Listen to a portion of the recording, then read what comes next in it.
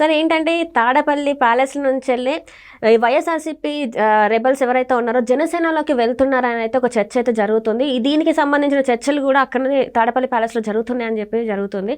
So దీని మీద ఎలాంటి పరిణామాలు ఉంటాయి సార్ ముందు? సో ఒకటి సరే, రాజకీయాల్ని మనం ఏ కోణం నుంచి ఏ విధంగా ఉంటాయి అనేది మనం ఊహించడం కొంత టఫ్గా ఉంది. ఇప్పుడు ప్రజెంట్ ఆంధ్రప్రదేశ్లో ఉండేటువంటి సిచ్యువేషన్ ఇప్పుడు మనకు కనిపిస్తుంది ఏంటంటే, తెర ముందు కనిపిస్తుంది, మన కళ్ళ ముందు కనిపిస్తుంది, మనకు న్యూస్లో ప్రత్యక్షంగా వినిపిస్తుంది ఏంటంటే, వైఎస్ఆర్ కాంగ్రెస్ పార్టీలో ఉండేటువంటి కనీసం 50 నుంచి 80 మంది వరకు ఈసారి వాళ్ళకి టికెట్లు ఇచ్చేటువంటి అవకాశం లేదు. కాబట్టి వాళ్ళు ప్రత్యామ్నాయ మార్గం చూసుకుంటున్నారు.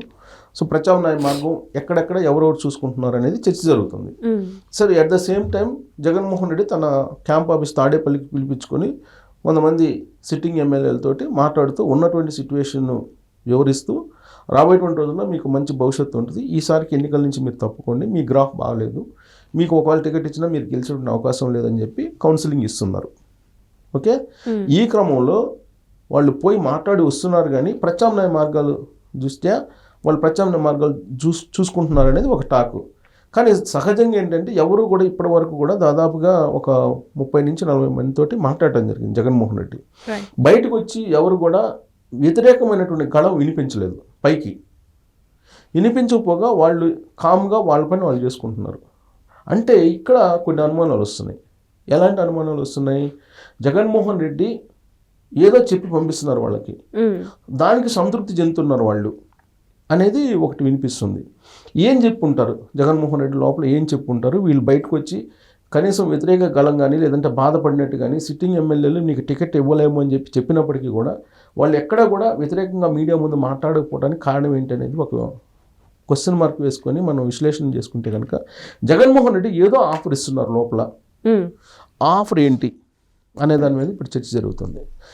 ఒకటేంటంటే, జగన్మోహన్ రెడ్డి పక్కా రాజకీయవేత్త. సహజంగా ఎవరైనా సరే ఎన్నికల వరకే రాజకీయం చేస్తారు, తర్వాత అధికారంలోకి వచ్చిన తర్వాత పరిపాలన మీద దృష్టి పెడతారు. కానీ జగన్మోహన్ రెడ్డి అలా కాదు. అధికారంలో ఉన్నా అధికారంలో లేకపోయినా అతను 24 గంటలు రాజకీయాల గురించి రాజకీయ కోణం నుంచే ఆలోచిస్తూ ఉంటారు అనేది ఆయన గురించి బాగా తెలిసినటువంటి వాళ్ళు చెప్పేటువంటి మాట. సో ఇప్పుడు ఆయన చేస్తున్నటువంటి రాజకీయం ఎలాంటి రాజకీయం అయి ఉంటుంది అనేటువంటి ఒక విశ్లేషణ చేసుకుంటే కనుక, ఖచ్చితంగా వీళ్ళకి ఎవరైతే రెబల్స్ ఉన్నారో వాళ్ళకి అనుకూలమైనటువంటి ఒక సందేశం ఇచ్చి ఉంటారు అనేటువంటి ఒక అనుమానం వస్తుంది. ఏంటి ఆ సందేశం అని అనుకుంటే కనుక, ఇప్పుడు ప్రత్యామ్నాయ మార్గం అంటే తెలుగుదేశం పార్టీ లేదా జనసేనలోకి వెళ్ళటం, లేదా కాంగ్రెస్ పార్టీలోకి వెళ్ళటం, ఇదే ఆప్షన్స్. సిట్టింగ్ ఎమ్మెల్యేలకి టికెట్ ఇవ్వకపోతే వైఎస్ఆర్ కాంగ్రెస్ పార్టీ తరఫున జగన్మోహన్ రెడ్డి ఉండే ఆప్షన్స్ 3.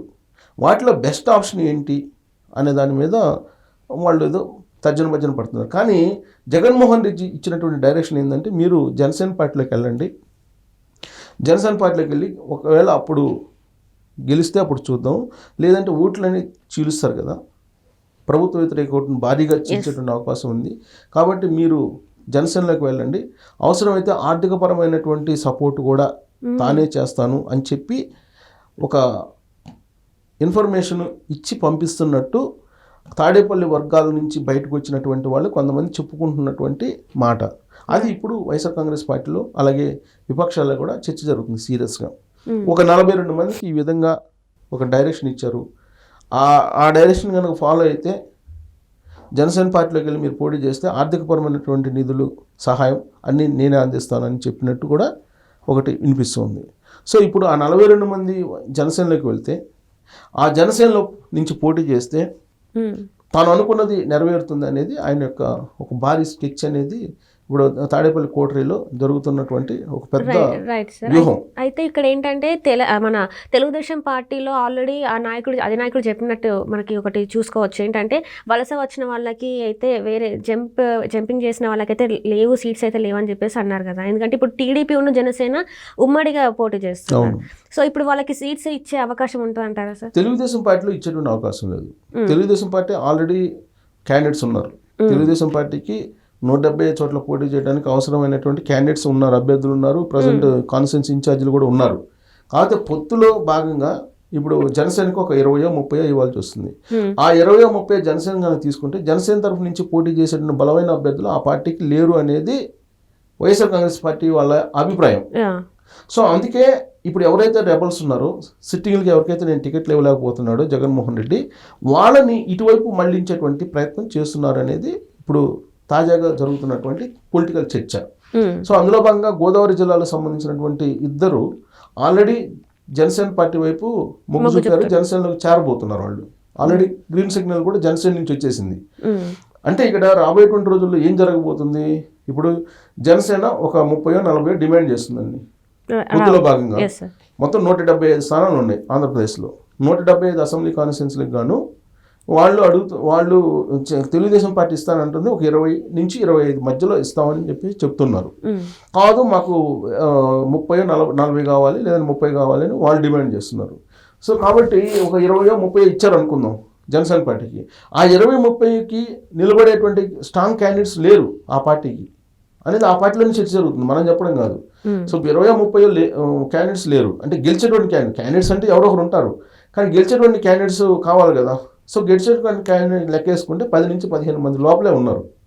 ఒక 10 మంది గట్టిగా గెలిచేటువంటి క్యాండిడేట్లు కనిపిస్తున్నారు ఆ పార్టీలో అనేది ఒక సర్వే సారాంశం వాళ్ళ పార్టీలో. సో ఇప్పుడు ఒకవేళ తెలుగుదేశం పార్టీ పొత్తులో భాగంగా ఒక 20-25 ఇచ్చారనుకోండి, మిగతా 10-15 అయితే ఖాళీ కదా. సో వాటిని ఆ 10-15 ఈ వైఎస్ఆర్ కాంగ్రెస్ పార్టీ నుంచి వచ్చేటువంటి వాళ్ళకి ఆఫర్ చేసి వాళ్ళని నించోబెట్టాలి అనేది ఒక ఆలోచన. ఇది ఎవరు ఆపరేట్ చేస్తున్నారు, తాడేపల్లి నుంచి ఆపరేట్ చేస్తున్నారు అనేది ఇప్పుడు రాజకీయ వర్గాల్లో జరుగుతున్నటువంటి చర్చ.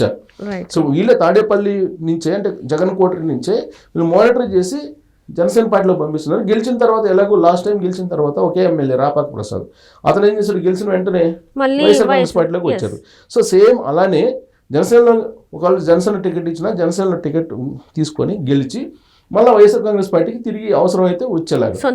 అంటే సపోజ్ మ్యాజిక్ ఫిగర్ ఉంది, మ్యాజిక్ ఫిగర్ దగ్గరగా వచ్చినాయి అనుకో, అప్పుడు ఒక 10-15 మంది కావాల్సి ఉంటే కనుక అప్పుడు ఇమీడియట్గా సొంత గూటికి వచ్చేటట్టు దానికి ప్రతిఫలంగా ఆర్థికపరమైనటువంటి సహాయం చేస్తారని చెప్పి తాడేపల్లిలో ఉన్నటువంటి వాళ్ళు ఆఫర్ చేస్తున్నట్టు తెలుస్తుంది. సో మొత్తానికి అయితే ఈ ఆపరేషన్ అంతా జగన్ కి కనసన్నాల్లోనే జరుగుతుందని, అక్కడే రిమోట్ ఉంది, తాడేపల్లిలోనే రిమోట్ ఉంది, ఆ రిమోట్ తోటి ఆడిస్తున్నారు అనేది ఒకటి.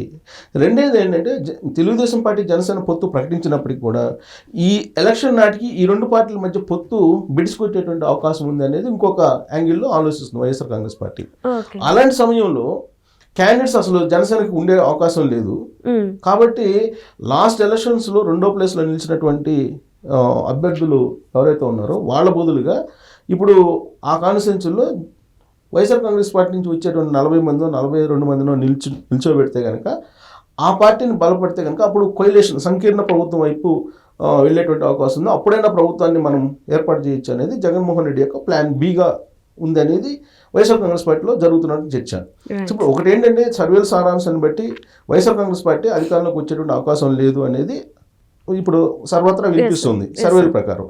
సో అందుకే ప్లాన్ ఏ ప్లాన్ బి తయారు చేసుకుంటున్నారు. ప్లాన్ ఏ ఏంటి, జనసేనలోకి ఒకవేళ తెలుగుదేశం పార్టీ జనసేన పొత్తు ఉంటే కొంతమందిని జనసేనలోకి పంపించేసి గెలిపించి మళ్ళీ అవసరమైతే రీబ్యాక్ చేసుకోవటం వాళ్ళని గెలిచిన తర్వాత ఒకవేళ గెలిస్తే. లేదు ప్లాన్ బి ఏంటి, తెలుగుదేశం పార్టీ జనసేన పొత్తుని విడగొట్టాలనేటువంటి ప్రయత్నం రకరకాలుగా చేస్తున్నారు. నరేంద్ర మోడీ ద్వారా బీజేపీ, ఢిల్లీ బీజేపీ ద్వారా ఇక్కడ రకరకాలుగా చేస్తున్నారు. ఇన్ కేసు ఈ పొత్తులలో ఈ సీట్ల షేరింగ్లో తేడా వచ్చి విడిపోతే అప్పుడు జనసేనకు అభ్యర్థులు కొరత ఉంటుంది. కాబట్టి ఈ మొత్తం అభ్యర్థులు ఎవరైతే ఉంటారో 50-60 మంది ఉంటారో వైఎస్ఆర్ కాంగ్రెస్ పార్టీ నుంచి పంపించేవాళ్ళు, వాళ్ళందరినీ నేరుగా జనసేనకు పంపించేసి జనసేన నుంచి పోటీ చేయించాలి అనేది ఒక ఆలోచన. ఇలా ప్లాన్ ఏ ప్లాన్ బి ఆలోచనలు చేస్తూ ఉన్నటువంటి పరిస్థితి మనకి కనిపిస్తుంది. సో రిమోట్ అయితే తాడేపల్లిలో ఉంది, ఆ రిమోట్ తోటి ఆడిస్తున్నటువంటి పరిస్థితి రాజకీయాలని, ఏపీ రాజకీయాలని అని ఇప్పుడు రాజకీయ వర్గాల్లో సీరియస్గా చర్చ జరుగుతుంది. సో రాబోయేటువంటి రోజుల్లో మరి జనసేన దీని మీద ఆలోచించి మరి ఏం చేస్తుంది అనేది చూడాలి. మొత్తం మీద జనసేనని కాన్సన్ట్రేషన్ చేసి తాడేపల్లి ప్యాలెస్ నుంచి రిమోట్ ఆపరేషన్స్ జరుగుతున్నాయి రాజకీయాలు. సో మరి వాళ్ళు దాని మీద వాళ్ళు ఏం చేస్తారు అనేది చూడాలి. Right thank you sir. So ఇది తాడేపల్లి ప్యాలెస్ నుంచి వెళ్ళి జగన్ రచిస్తున్న వ్యూహాలు అవి సక్సెస్ అవుతా లేదా అనేది అయితే మనం వేచి చూడాలి. Thank you.